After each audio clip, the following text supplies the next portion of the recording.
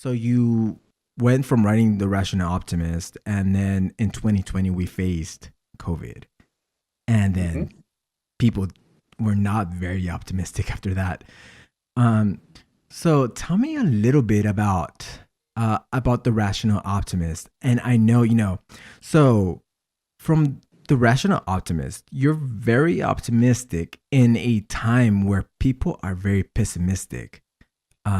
What do you think that is? Why do you think that people are so pessimistic as opposed to your view? Yes. Well, I think people have been very pessimistic for a very long time.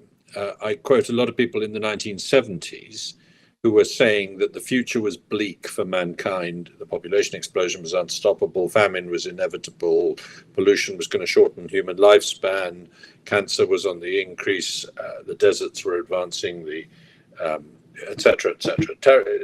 Apocalyptic things were being said, particularly in the 1970s. And I choose the 1970s because I was young then and I believed them. Mm-hmm. And I thought the future was terrible. And I thought I would have a short life and a miserable life and probably get very hungry because I Yeah. read too much. And they were wrong. They were absolutely 180 degrees wrong. My lifetime, I was born in 1958, Mm-hmm. I'm 66 years old, has seen the greatest destruction of poverty, the greatest raising of living standards, the greatest increase in lifespan, the greatest reduction in child mortality globally that anybody's lifespan has ever seen. Nobody has ever lived through a transformation in human living standards as spectacular as my generation has. Right. And it continues today, despite the pandemic, which was a setback for the world, but partly a self-inflicted one. It was the lockdowns that did a huge amount of harm as well as the pandemic itself. Despite that, poverty continues to retreat, living standards continue to rise, the world is getting wealthier, healthier, cleverer, kinder, more peaceful, more equal, freer, cleaner, more equal. People don't believe that. Happier. People don't believe that. But the evidence is there. Now, we have a tendency to not notice what is happening elsewhere in the world. And in the last 14 years since the Rational Optimist came out, many people have said to me, you cannot still be a rational optimist. Look at what's happening with the Eurozone. Look at what's happening in Crimea. Look at what's happening with Ebola. Look at what's happening in Syria. Bad things still happen. Of course they do. But this has also seen African living standards rise much faster than anybody expected this period.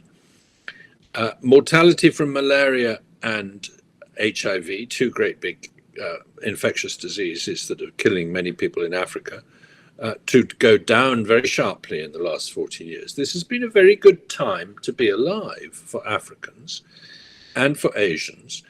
Europeans have seen stagnant economics. Americans have seen less improvements in their lives than they were seeing before.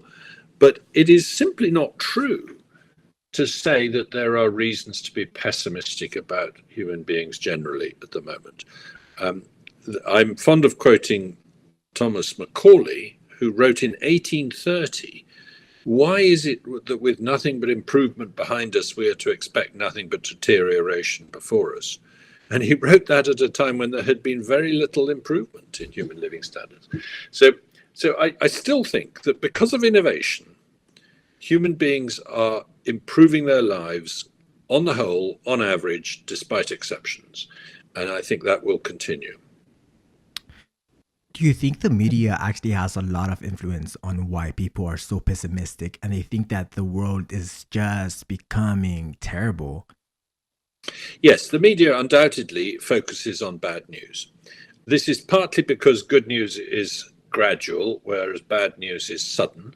You know, the improvement in living standards is not something you can make a headline out of because there isn't Mm-hmm. a sort of moment when it happens. But a plane crash is a sudden event.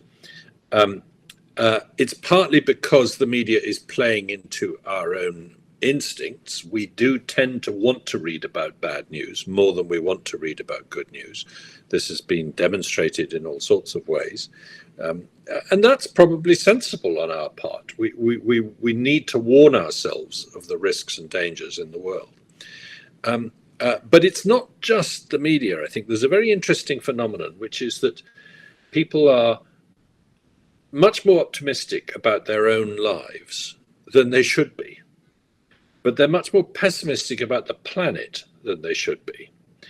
And there's a gradation in between. So the more local the entity you're looking at, the more optimistic people are. The more global the entity, the more pessimistic. So people are optimistic about themselves. They're fairly optimistic about their town. They're not very optimistic about their country, and they're not at all optimistic about the world. So that suggests that where we know enough, we can override the pessimism bias. But where we know less, because we don't really understand the whole world, we are prey to people trying to alarm us, trying to exploit our tendency to read bad news. And, a lot of environmental organizations, a lot of pressure groups exist solely to seek out bad news and deliver it to us with the hope that it will cause us to donate money to them or support them or give them clicks or whatever.